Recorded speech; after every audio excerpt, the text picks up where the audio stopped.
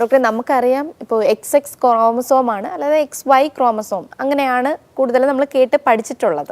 പക്ഷെ ഇപ്പോൾ വരുന്നത് XXY അല്ലേ, അതുപോലെ തന്നെ XXX ഇങ്ങനത്തെ ഓരോന്നും വരുന്നുണ്ട്. അപ്പം ഇത് ഇങ്ങനെ മാറി വരുമ്പോഴാണോ ഈ ഒരു ട്രാൻസ്ജെൻഡറിലേക്കോ അല്ലെങ്കിൽ ഒരു ട്രാൻസ് വുമണിലേക്കൊക്കെ പോകുന്നത്? അതൊരു ഇത് ഇന്റേണൽ ആയിട്ടുള്ള ഒരു കാര്യമാണ്. കാരണം വെച്ച് കഴിഞ്ഞാൽ ജനറ്റിക് അസൈൻമെന്റ് നമ്മൾ XX ആണെങ്കിൽ മാത്രമാണ് അത് പ്രോപ്പർ ഫീമെയിൽ, XY ആണെങ്കിൽ പ്രോപ്പർ മെയിൽ. അതിലൊരു Y ക്രോമോസോമോ X ക്രോമോസോമോ അഡീഷണൽ വന്നു കഴിഞ്ഞാൽ പലപ്പോഴും അത് ഗർഭാവസ്ഥയിൽ തന്നെ കുട്ടികൾ അലസി പോകുന്നൊരവസ്ഥ ഉണ്ടാവും. പക്ഷെ ജനിച്ചു കഴിഞ്ഞാൽ ഇതുമാതിരിയുള്ള ഇന്റർസെക്സിലേക്ക്, ഗൊണാഡൽ ഡിസ്ജെനസിസിലേക്ക് അത് മാറാം.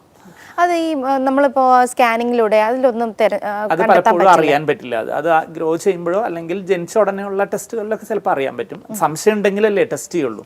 സംശയം തോന്നുന്നത് പലപ്പോഴും അവരങ്ങനെ വളർന്നു തുടങ്ങുമ്പോഴായിരിക്കും നമുക്ക് അറിയാൻ പറ്റുള്ളൂ. അല്ലെങ്കിൽ ആർത്തവം വരാതിരിക്കുക, ആർത്തവം ഒട്ടുമില്ലാത്തവർക്ക് ടെസ്റ്റ് ചെയ്യുമ്പോൾ അറിയാം. അല്ലെങ്കിൽ നമ്മൾ സ്പേം ടെസ്റ്റ് ചെയ്യുമ്പോൾ 0 കൗണ്ട് ആയിരിക്കുമ്പോൾ നമ്മൾ ജനറ്റിക് ടെസ്റ്റ് ചെയ്യും. അപ്പോൾ നമ്മൾ ചിലപ്പോൾ തിരിച്ചറിയും.